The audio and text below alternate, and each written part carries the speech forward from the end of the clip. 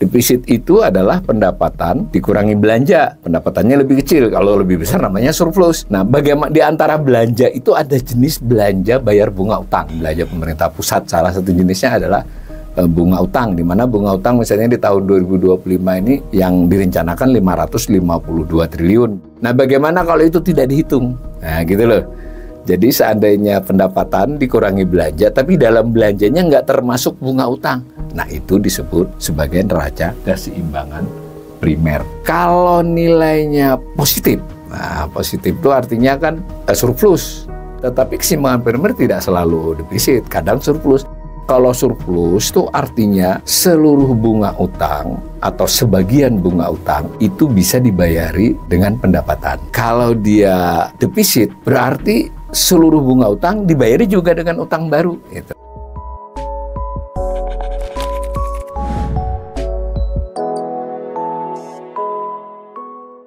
Kita sudah mempelajari beberapa hal anggaran pendapatan dan belanja negara atau APBN. Salah satunya adalah tentang postur APBN. Dalam postur itu ada 5 item: pendapatan, ada belanja, kemudian ada surplus atau defisit, lalu ada pembiayaan anggaran, dan ada keseimbangan primer.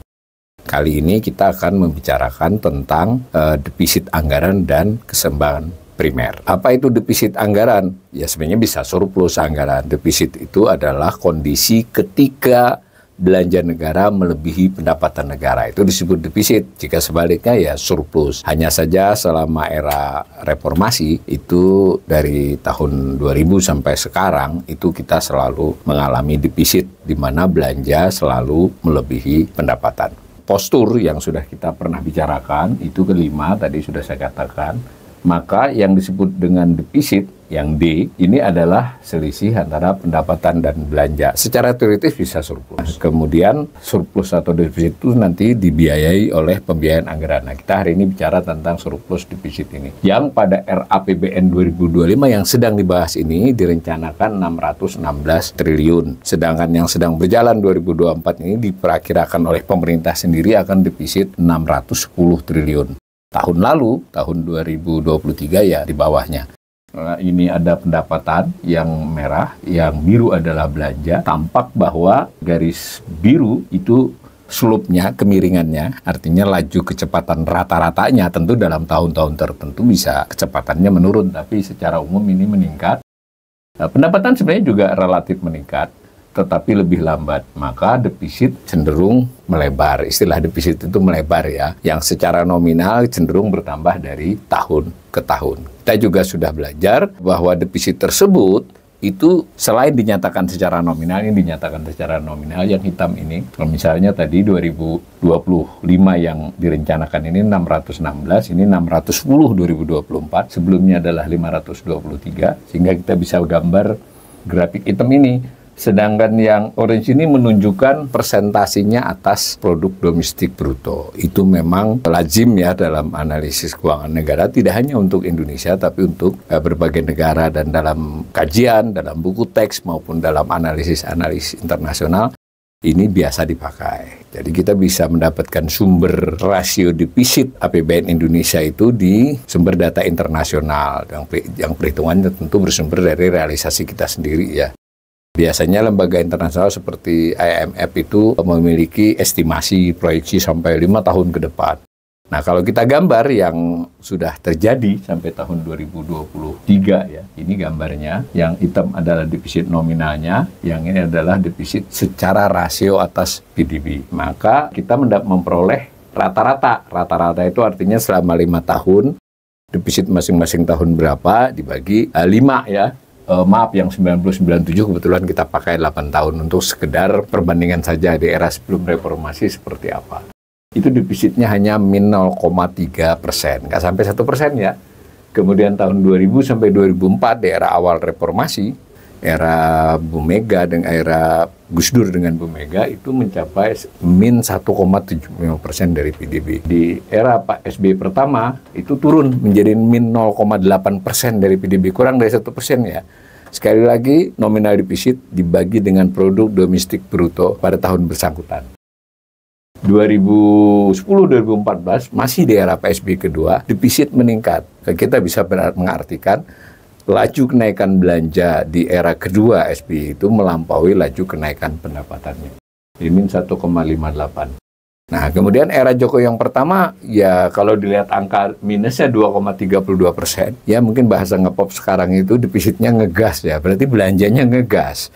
Pendapatannya meningkat tetapi tidak mampu mengikuti laju kenaikan belanja, ya ngegas lah ya defisitnya. Kemudian di era kedua lebih ngegas lagi. Mengapa ya? Salah satunya yang sering suka dijelaskan dan memang itu betul adalah karena faktor pandemi COVID yang membuat belanja meningkat lebih dari biasanya, jauh signifikan karena ada anggaran, ada belanja, ada pembiayaan yang diperlukan untuk mengatasi dampak pandemi COVID baik ketika langsung bersifat soal penanganan, pengobatan, dan sebagainya, maupun yang bersifat menangani dampak ekonominya atau dampak sosialnya kepada kehidupan masyarakat. Sehingga rata-rata defisitnya min 3,47%. Ada aturan dalam Undang-Undang Keuangan Negara Indonesia nomor 17 tahun 2003 bahwa pengelolaan APBN ini tidak boleh defisitnya dalam 1 tahun melampaui 3% dari PDB. Nah, itu lazim juga ya dalam analisis internasional. Kecuali pada saat pandemi COVID yang sempat mengalami defisit min 6,14 dan min 4,57. Memang ini pada waktu itu diberi payung hukum undang-undang ya dalam konteks COVID. Sebenarnya diberi kesempatan juga sampai tahun 2022. Cuma 2022 sudah bisa ditekan ya. Nah, kalau bicara rata-rata pemerintahan ya selama 10 tahun terlepas COVID ataupun tidak, 2014 sampai dengan 2024 yang sedang berjalan ini, yang perakhiran pemerintah sendiri, itu rata-rata 2,90% dengan rata-rata defisit 470 triliun kurang lebih. Jadi bisa ya kita pembelajar ekonomi mengimajinasikan defisitnya segitu. Lebih lebar dari era-era sebelumnya baik Soeharto, Gus Dur, Bu Mega maupun era SBY. Kemudian kita bisa memahami dari postur ya, postur umum di mana ada belanja, ada pendapatan, ada belanja, lalu terjadi surplus atau defisit. Untuk mengatasi surplus atau defisit tersebut harus dicarikan dana, kan kira-kira begitu kan perannya. Kalau bagaimana rumah tangga, ya umpama punya anggaran selama setahun, ya kalau belanjanya melebihi pendapatnya harus dicari cara untuk mengatasi selisihnya itu. Terutama sekali dalam konteks APBN selama 10-15 tahun terakhir, jadi tidak hanya di era Jokowi tapi di era SBY yang kedua terutama, itu diatasi dengan cara mencari dana utang. Soalnya ya kurang dana, ya berutang. Selain berutang, sebenarnya tersedia hal-hal lain, misalnya jual aset. Jadi kalau rumah tangga kan bisa jual aset kan, aset pemerintah kan banyak. Selain aset tetap, ya ada aset yang investasi, yang biasanya bisa dijual itu, atau lazim dijual itu aset investasi. Aset investasi misalnya kepemilikan pemerintah pada BUMN, atau pada badan usaha lain selain BUMN, atau pada beberapa badan lainnya, itu bisa saja dijual. Itu untuk menutupi defisit. Dan ingat, pada waktu terjadi krisis, pemerintah kan melakukan pengambil alihan banyak utang bank terutama. Itu lalu pengambil alihan itu membuat pemerintah memiliki utang, tetapi pada saat yang bersamaan memiliki aset dari sitaan. Nah, itu kan dulu pernah mengalami kita menjual satu-satu. Tetapi dalam era Pak Jokowi ini barang-barang itu sudah sangat sedikit nilainya, sehingga sumber utamanya adalah utang. Ternyata postur pembiayaan itu tidak hanya untuk menutupi defisit. Nah, gitu loh. Karena di dalam pembiayaan itu ternyata pemerintah juga ada yang sifatnya pengeluaran. Ingat, kita pernah belajar bahwa pengeluaran itu tidak sama dengan belanja. Belanja itu sederhananya belanja habis pakai gitu. Habis pakai itu setelah dibelanjakan ya tidak punya hak bahwa dia habis pakainya setahun, habis pakainya lama. Kalau habis pakainya setahun disebut belanja barang, kalau habis pakainya lebih dari setahun disebut belanja modal, tetapi tidak ada hak lagi kan. Setelah mengeluarkan ya kita tidak bisa dapat duit lagi kecuali jual. Ada jenis pengeluaran yang bukan belanja.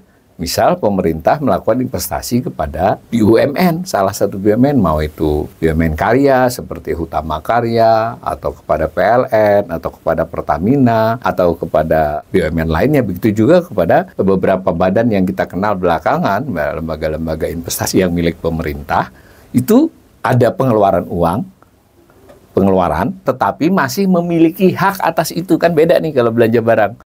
Nah, itu disebut pengeluaran pembiayaan.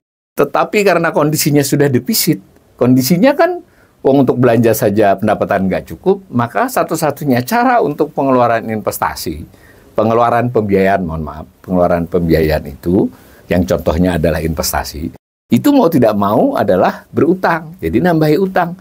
Ini postur, tapi yang pembiayaan, kan posturnya sama nih, A, B, C, D, E. Kita tadi bicara D, nah ini pembiayaan, di dalam pembiayaan ini ternyata ada 5, nah yang salah satunya adalah tentang pembiayaan utang. Nah, tapi itu nanti kita akan bahas tersendiri. Cuma yang penting kita jadi tahu nih bahwa yang biru ini defisit. Defisit berarti minus ya. Dari sisi pencatatan APBN kan kekurangan duit. Yang merah itu menunjukkan duit masuk meskipun sumbernya utang. Salah satu yang utama utang. Nah, ternyata duit merah yang masuk itu cenderung lebih daripada yang biru. Mengapa? Karena pemerintah memiliki pengeluaran lain selain belanja. Secara umum begitu, cuma khusus tahun 2024 ini nampaknya dalam berjalan nanti justru lebih rendah ya. Tapi nanti kita akan bahas secara rinci. Lalu ada garis titik-titik yang menunjukkan bahwa pemerintah melakukan pembiayaan utang lebih besar daripada pembiayaan anggaran. Kurang lebih begitu ya. Dalam postur tadi, kita lompat, yang kita lewati adalah postur yang disebut dengan keseimbangan primer ya, yang C ya. Sengaja saya lewati karena kita bahas dulu defisit. Defisit itu adalah pendapatan dikurangi belanja. Pendapatannya lebih kecil, kalau lebih besar namanya surplus. Nah, bagaimana di antara belanja itu ada jenis belanja bayar bunga utang. Belanja pemerintah pusat, salah satu jenisnya adalah bunga utang, di mana bunga utang misalnya di tahun 2025 ini yang direncanakan 552 triliun, di tahun yang sedang berjalan ini 497 triliun, tahun kemarin di kisaran 439 triliun, jadi besar ya. Nah, bagaimana kalau itu tidak dihitung? Nah, gitu loh. Jadi seandainya pendapatan dikurangi belanja, tapi dalam belanjanya nggak termasuk bunga utang. Nah, itu disebut sebagai neraca keseimbangan primer. Neraca juga kan bentuknya. Dia bisa surplus, bisa defisit. Jadi kalau pendapatan dikurangi belanja yang tidak termasuk belanja bunga utang, kondisinya bagaimana? Surplus atau defisit? Ini perintah juga di undang-undang, sehingga harus ada postur itu. Kalau nilainya positif, nah positif itu artinya kan surplus. Tetapi keseimbangan primer tidak selalu defisit, kadang surplus. Kalau surplus itu artinya seluruh bunga utang atau sebagian bunga utang itu bisa dibayari dengan pendapatan. Ya, tergantung surplusnya berapa. Kalau dia defisit berarti seluruh bunga utang dibayari juga dengan utang baru. Gitu. Nah, kalau digambar jadi begini nih.